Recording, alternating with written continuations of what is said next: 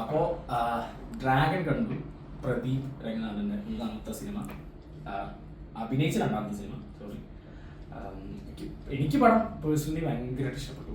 What about you? പടം ഇഷ്ടപ്പെട്ടു. ഒരു എബോവ് ആവറേജ് ഫീലിങ്സ് വരുന്നൊരു പടമാണ്. പക്ഷേ പടത്തിന് ഫസ്റ്റ് ഹാഫ് ഭയങ്കര ഫ്ലാറ്റ് ആയിട്ട് ഫീൽ ചെയ്തു. ഞാൻ നല്ല കണ്ടപ്പോൾ തന്നെ ഇത് പറഞ്ഞിട്ടുണ്ടായിരുന്നു.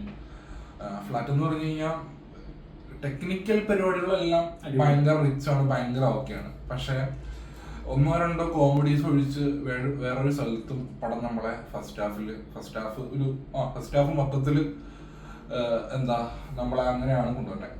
പക്ഷെ ഫസ്റ്റ് ഹാഫിന്റെ എൻഡിങ്ങിൽ ഒരു സംഭവം വരും. ആ സംഭവം വെച്ച് സെക്കൻഡ് ഹാഫ് ഒരു യൂട്ടേൺ ഉണ്ട്. ഇതുവരെ ഞാൻ കാണാൻ ഡോണൊക്കെ ഞാൻ എക്സ്പെക്ട് ചെയ്യും. അധികം ആൾക്കാരും ഡോൺ എക്സ്പെക്ട് ചെയ്യും.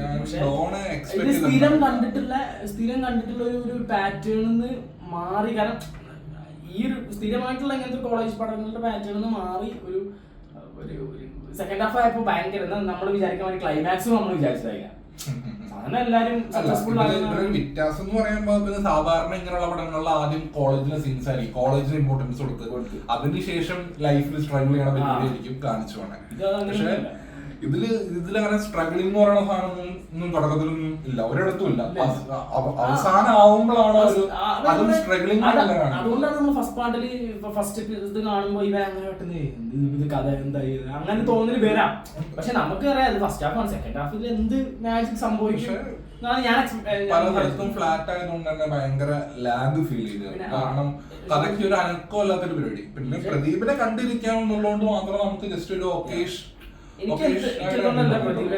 റെസ്പെക്ട് ഉള്ളതുകൊണ്ടോ അവന് ഇഷ്ടമായതുകൊണ്ടാണോ എന്ന് അറിയില്ല. പക്ഷെ പടം കണ്ടപ്പോ പിന്നെ കുറെ റിലേറ്റബിൾ സംഭവങ്ങളുണ്ട്. നമ്മുടെ എല്ലാ ടീച്ചേഴ്സും ഓൾമോസ്റ്റ് എല്ലാവരും തന്നെ അവര് പഠിപ്പിച്ചേക്കണം 99% വിദ്യാർത്ഥികളും അല്ല 100% വിദ്യാർത്ഥികളും രക്ഷപ്പെടണമെന്നും അതിന് ഏത് പോയിന്റിലാണെങ്കിലും അവര് ഹെൽപ്പ് ചെയ്യാൻ റെഡി ആയിരിക്കും. അതൊക്കെ ഭയങ്കരമായിട്ട് പിക്ചറൈസ് ചെയ്യുന്ന പടം. നല്ല ഒരു പ്ലോട്ട് ഉണ്ട്. കാരണം പഠിച്ചാലേ ജീവിതത്തിൽ രക്ഷപ്പെടാൻ പറ്റുള്ളൂ.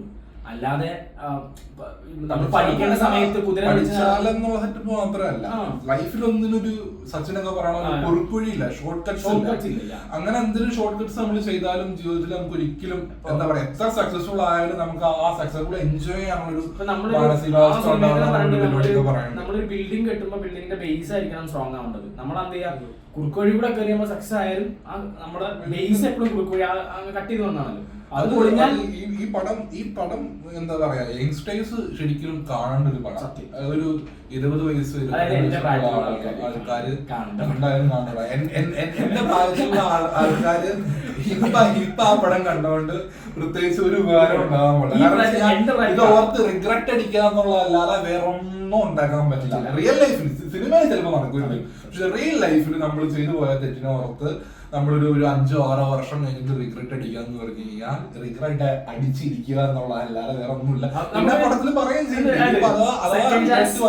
എല്ലാവർക്കും സെക്കൻഡ് ചാൻസ് നിങ്ങൾ യൂസ് ചെയ്യണം എപ്പോഴും. അതായത് എല്ലാ സമയത്തും നിങ്ങൾക്ക് സെക്കൻഡ് ചാൻസ്, സെക്കൻഡും തേർഡും ഫോർത്തും ഒക്കെ ആയിട്ട് അവരുടെ ചാൻസ് നിങ്ങൾക്ക് ലൈഫ് നിങ്ങൾക്ക് തരുന്നുണ്ട്.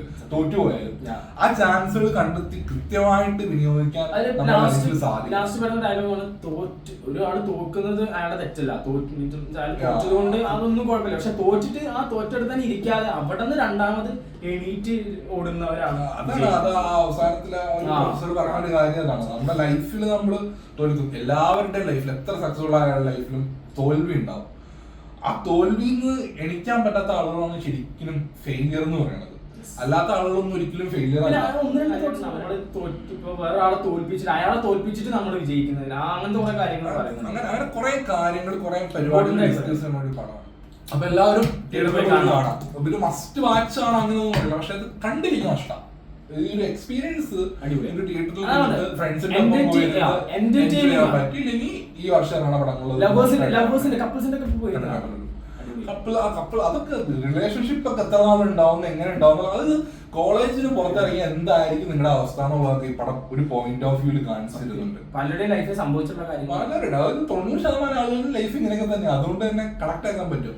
ബാക്കി 10% പഠിച്ച് രക്ഷപ്പെടണുള്ളൂ കോളേജുകൾ മിക്കപ്പോഴും. അപ്പൊ പോവുക, കാണുക, 90% ഉൾപ്പെടണോ 10% ഉൾപ്പെടണോ എന്നുള്ളത് തീരുമാനിക്കാം. അതെ, എനിക്ക് നിന്റെ പ്രായത്തിലുള്ള പയ്യന്മാരോട് എനിക്ക് പറയാനുള്ളത് ഇപ്പോഴേ എന്തെങ്കിലും നോക്കിയാ എന്റെ പ്രായമാകുമ്പോ ഇങ്ങനെ ദുഃഖിച്ച് ഇങ്ങനെ മോട്ടിച്ചിരിക്കേണ്ട ആവശ്യം വരില്ല. അപ്പൊ അത്രയും പോയി കാണാം. നിങ്ങൾക്ക് എന്തായാലും ഇഷ്ടപ്പെടുന്നു ഞാൻ വിശ്വസിക്കുന്നു.